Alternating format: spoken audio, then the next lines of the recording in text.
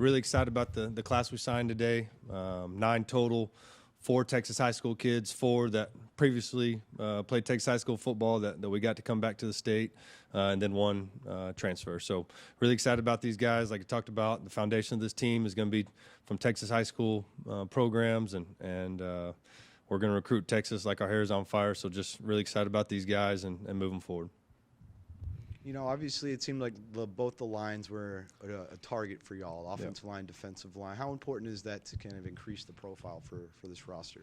Yeah, it's huge.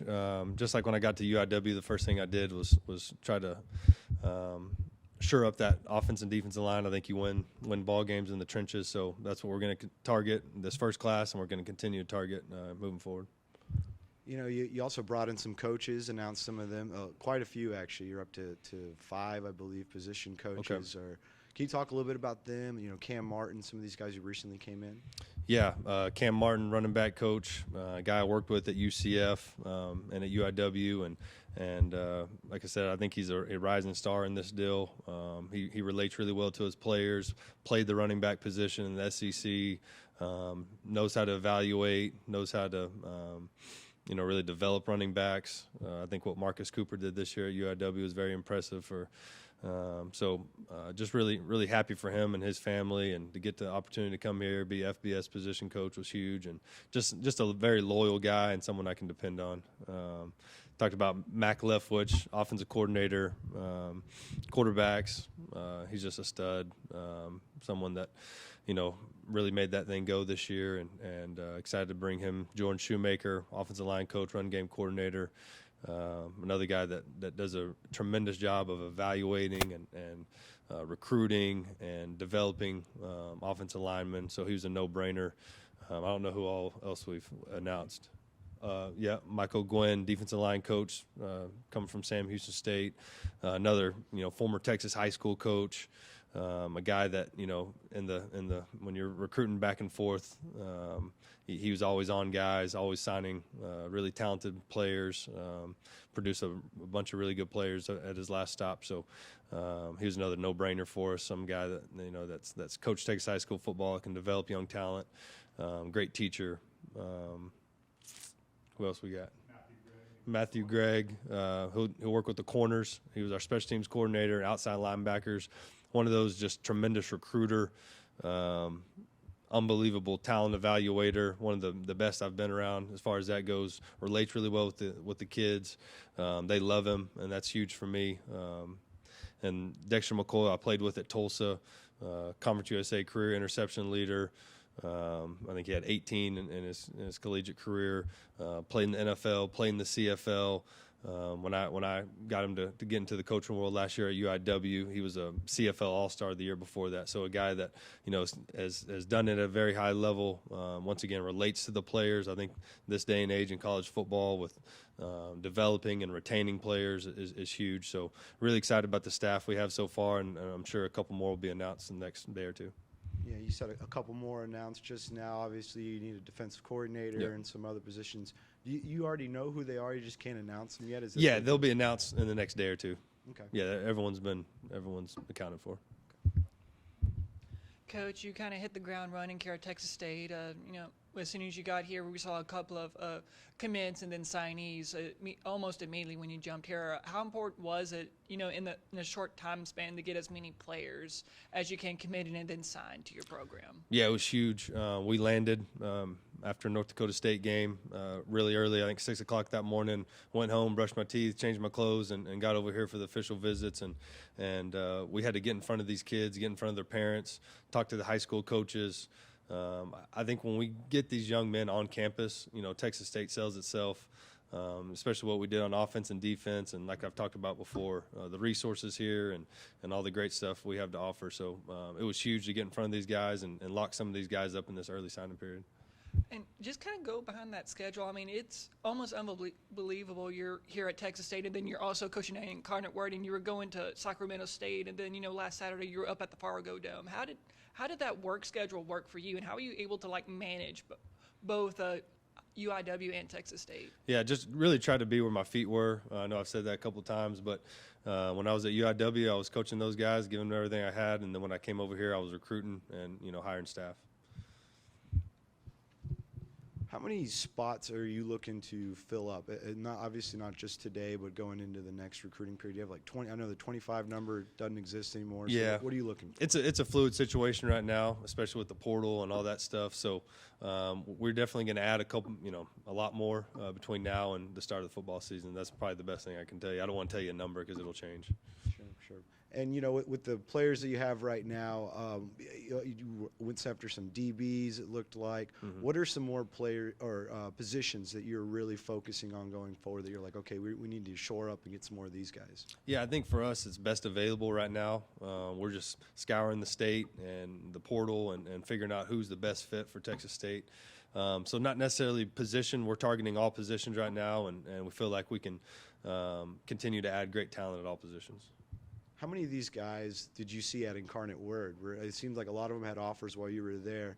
Were you out there kind of scouting and Mm-hmm. eventually took them on the Bobcats now? How many of them were you looking at your time there? A lot of them, but it changed once we got here. Maybe some guys that we were on early at UIW and then, weren't able to get. And now once we got to Texas State, we're able to, rekindle that relationship and sign a couple of these guys. Oh, you're good. You're good. Coach, how tough is it? Like you said, you work in both places, but how tough is it coming into a new place, not here, and still having to recruit, knowing that you're still over there, but to get the players to commit to come over here? How tough is that, and how challenging is that for you? I think it's just part of the job. It's something I take pride in is recruiting.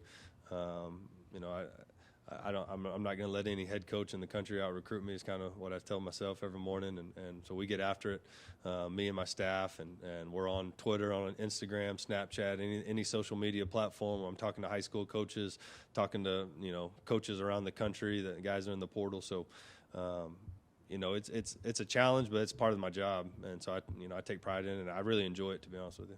And just looking at what you had coming back, or here. What was the most important, thing you needed here, do you think? Yeah, I think we're just adding talent at all positions. We have some really good players on the roster, but you always want to continue to add really talented players and value at each spot.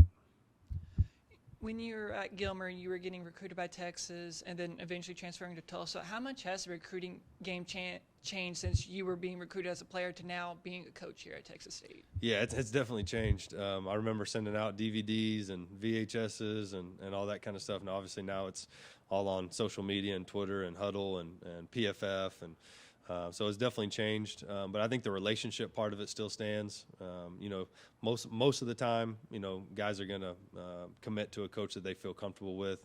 The school is obviously a big part of it, but a lot of it comes down to relationships. And how important is it establishing relationships not only with the players but also with these Texas high school football coaches? Yeah, it's huge. I've been on the phone since I got the job.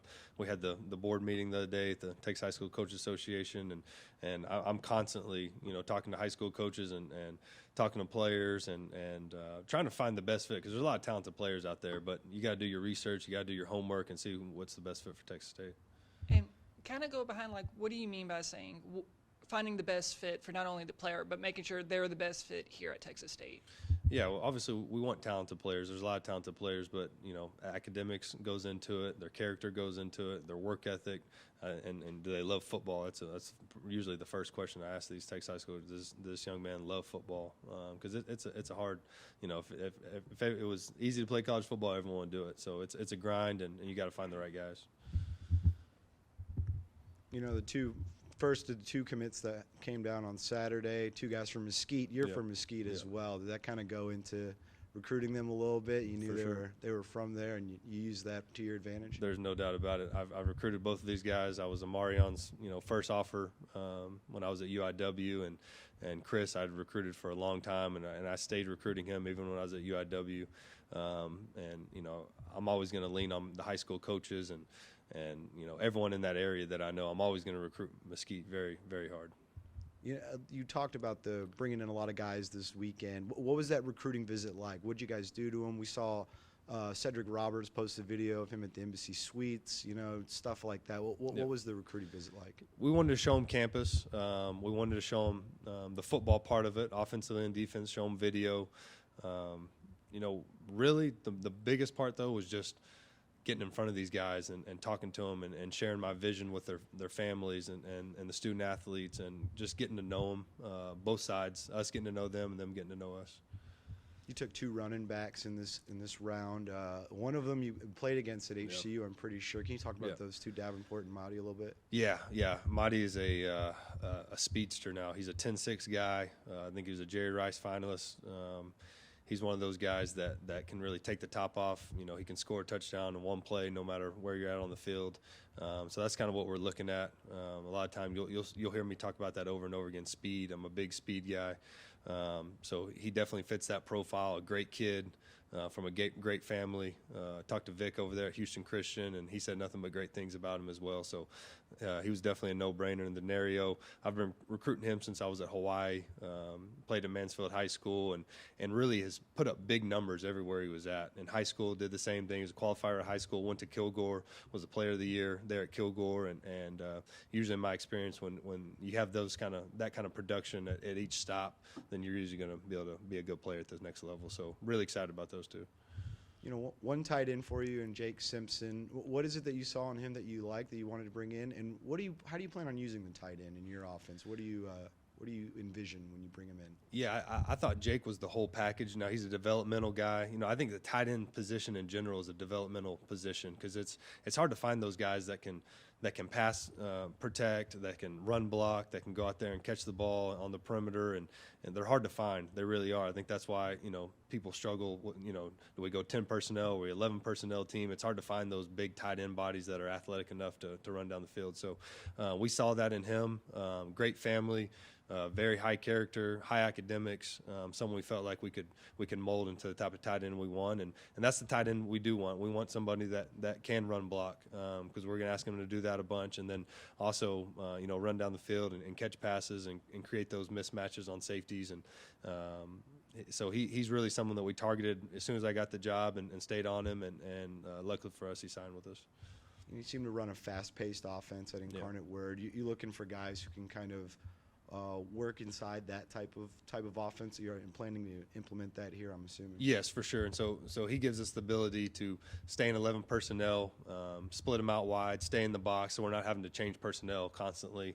So we are able to go fast and use our tempo to our advantage. Something that's been kind of out and about in the media recently is the P5 schools coming in and poaching or tampering with G5 schools and lower level schools. Have you been has that been an issue for you as a coach? Have you ever experienced any of that, or what are your thoughts on that? Yeah, I think it's probably just part of college football right now. You hate to say that.